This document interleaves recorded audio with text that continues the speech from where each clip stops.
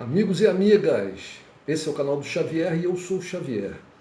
Gente, dando continuidade às notícias referentes à guerra na Ucrânia. Apesar dos fake news e das fake opinions, eu tenho que dar a nota sobre esse termo fake opinions que eu escutei pela primeira vez essa semana através do jornalista Reinaldo Azevedo. Achei muito interessante esse termo e o que ele explica, que é a questão da mídia, da grande mídia, que apresenta opiniões em editoriais, em notícias extensas, em explanações sobre acontecimentos complexos, mas não apresenta nessas análises alguns elementos que fazem parte dessa complexidade, alguns elementos essenciais. E, portanto, tem uma opinião que carece, né, de informações essenciais e básicas do problema. Então, são opiniões falsas. Né? Então, no caso do início da guerra, das razões dessa guerra, essas análises da grande mídia, esses editoriais, essas reportagens muito extensas, não mostram fatos, não apresentam fatos que são fundamentais nas razões dessa guerra, que são, por exemplo, a atuação da OTAN, né, nos últimos anos, nos últimos 30 anos, e na aproximação, na expansão da OTAN, na aproximação dela das fronteiras russas. Eles também não mostram, muitas vezes, né, que a Rússia vem já há muito tempo reclamando sobre essa presença da OTAN perto das suas fronteiras, né, cobrando uma modificação de postura por parte da OTAN, do Ocidente, dos Estados Unidos, da Europa, vem demonstrando a sua insatisfação, vem demonstrando o seu poderio militar, dando sinais claros de que quer uma mudança, necessita de uma mudança, exige uma mudança. E essa mudança não foi feita. Eu sei que nada justifica uma guerra, mas estão aí os fatos.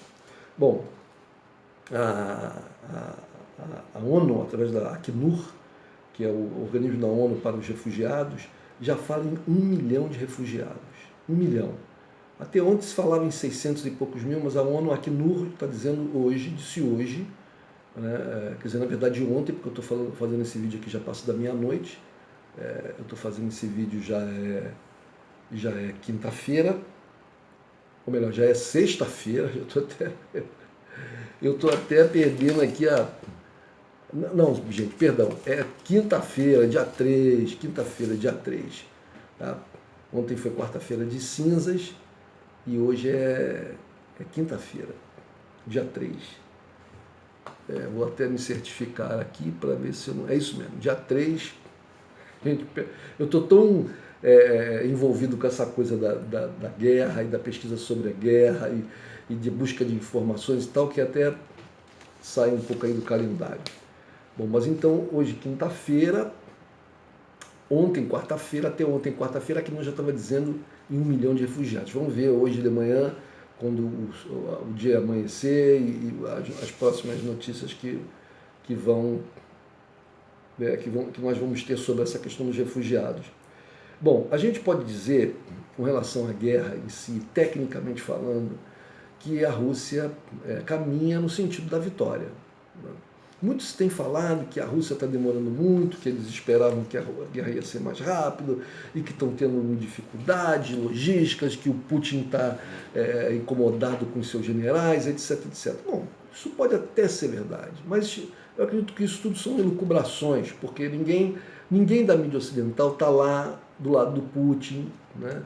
Um outro problema que nós temos é o seguinte: o jornalismo só fala do ponto de vista da Ucrânia, né? E do ponto de vista dos Estados Unidos e da OTAN e da União Europeia e dos líderes ocidentais. Não existe ninguém da mídia, da grande mídia ocidental, né, que esteja lá na Rússia, que esteja lá junto do Putin ou do alto comando das Forças Armadas, etc. Não existe. Então, tudo que eles falam são tudo suposições. É tudo suposição, né?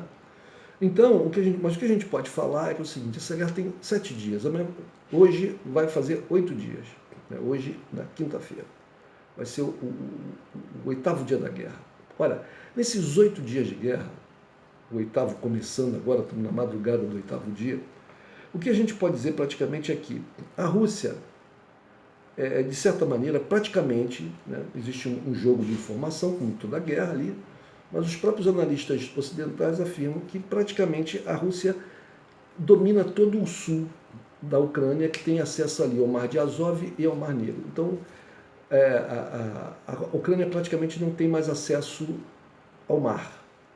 Portanto, até um abastecimento de armas e de suprimentos, como combustível e até comida, por mar, dificilmente consegue chegar. Né? A Rússia também tem a supremacia aérea. Veja que supremacia é diferente de superioridade. Superioridade é quando um lado tem, como o próprio nome diz, uma superioridade. Né? Mas o outro lado, o inimigo, tem uma participação menor, né? Mas ainda tem uma participação no espaço aéreo, ainda tem uma presença no espaço aéreo, melhor dizendo. A supremacia não, é quando um lado tem o controle total, absoluto do espaço aéreo e o inimigo não tem mais acesso a esse espaço aéreo.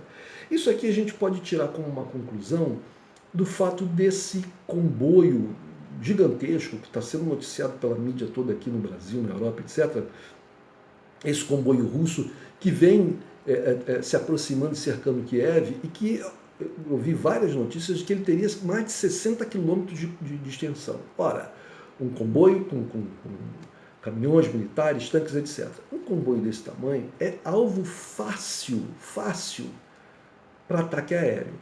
Se esse comboio está ali acontecendo pelas forças russas, é porque as forças russas não temem mais um ataque aéreo. Não temem. E elas só podem não temer um ataque aéreo se tem a supremacia do espaço aéreo.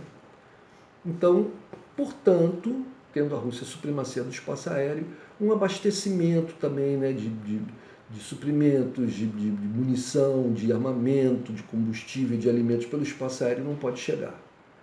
Então, qualquer tipo de ajuda dos países da Europa, dos Estados Unidos, só pode vir pela fronteira da Polônia, que é um problema, um risco muito grande. Bom, a gente sabe também que a Rússia tem, ou já tomou, ou vem atacando e está cercando as maiores cidades, inclusive a capital. Né? Mesmo que ela não tenha ainda tomado, por exemplo, a capital e outras cidades, ela já está fazendo com que a vida nessas cidades seja muito difícil, se não até impossível. Né? E, portanto, a resistência, etc., né? Cada vez mais difícil. Então, é uma questão de pouco tempo. Então, gente, a gente pode dizer que nesses 8 dias, a Rússia só obteve vitórias. Né? Se ela teve alguma demora... Gente, vamos pensar aqui uma coisa. Né? A guerra do Afeganistão levou 20 anos. Né? Os Estados Unidos ficaram lá 20 anos. A guerra da Síria, 10 anos. Faz 10 anos. A guerra ainda continua lá. A guerra do Vietnã durou quanto tempo? Quanto tempo os americanos ficaram lá na guerra do Vietnã?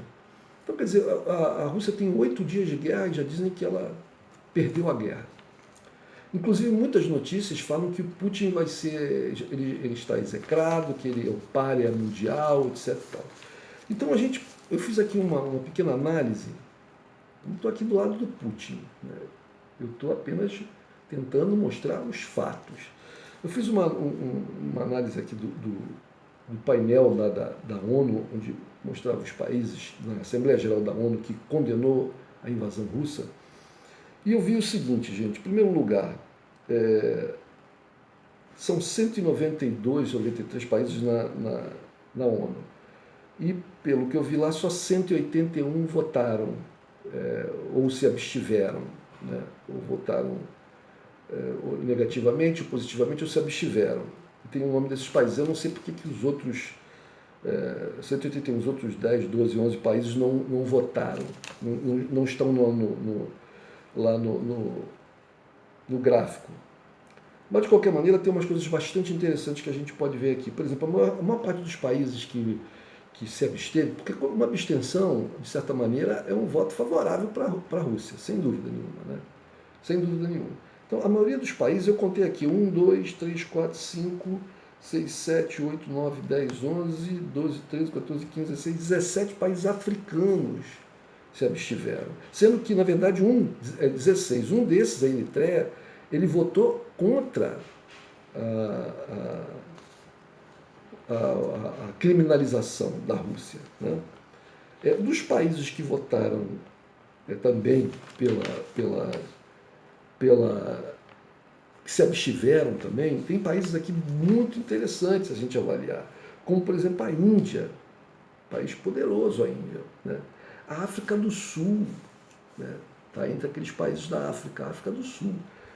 Vamos lembrar que os BRICS é Brasil, Índia, China, Rússia e África do Sul.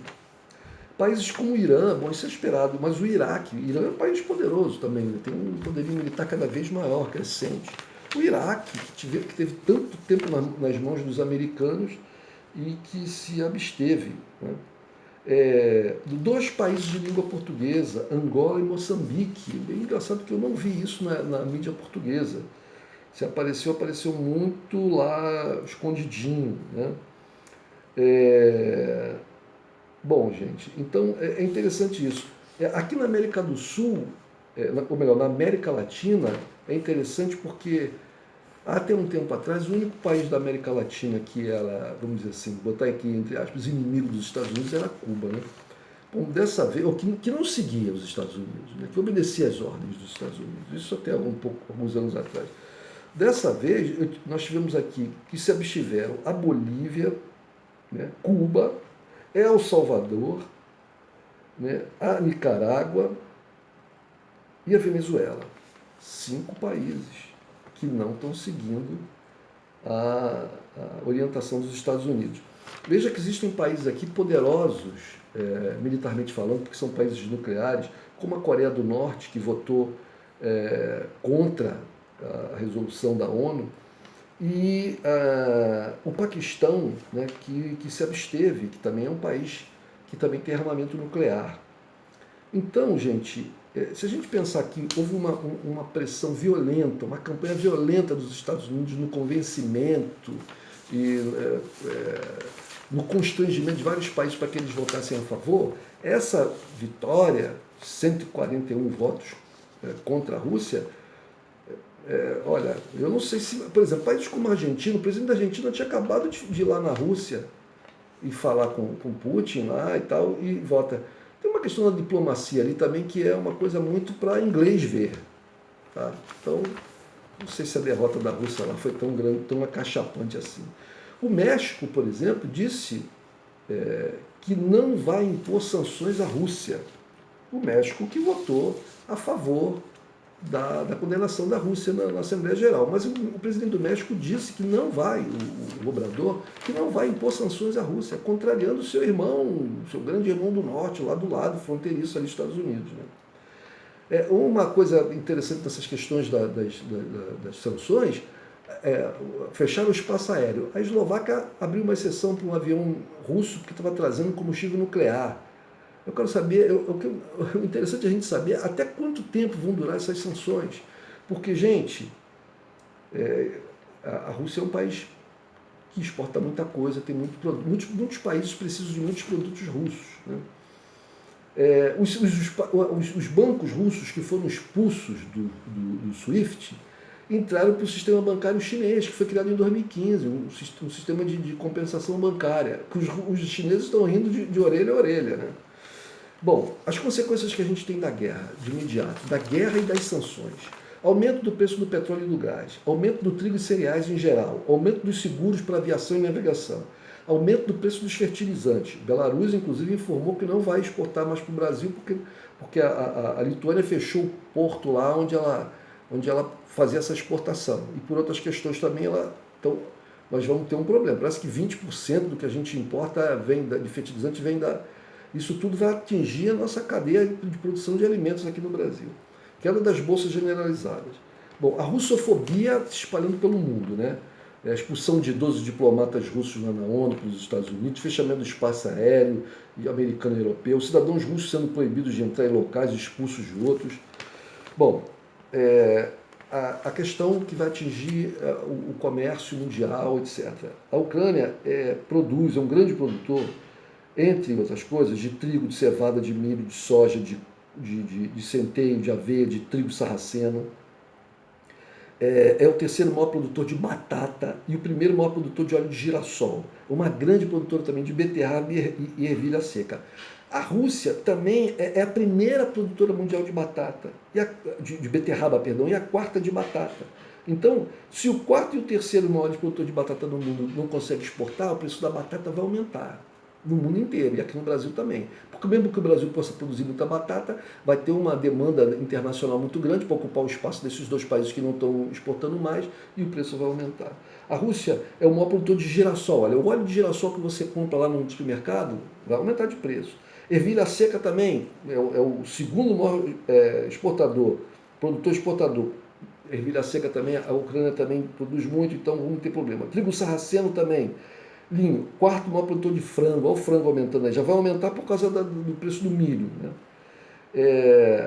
Então, gente, o que acontece? Essa guerra e essas sanções vão causar um impacto, o tempo é que vai dizer, e o tempo é que vai mostrar, primeiro, se as sanções vão ter efeito mesmo, o tempo de guerra é muito pouco, a gente não sabe o que vai acontecer daqui a um ano, a mídia falando que o Putin está praticamente banido. Vamos ver se ele está praticamente banido, né? Vamos ver se essas sanções vão ter o efeito que elas esperam e vamos ver até onde vai essa guerra. Tomara que ela pare logo, porque tem muita gente sofrendo. Gente, preste atenção na mídia que vocês escutam, que vocês ouvem, que vocês veem, porque tem muita fake news e muita desinformação. Um abraço, gente.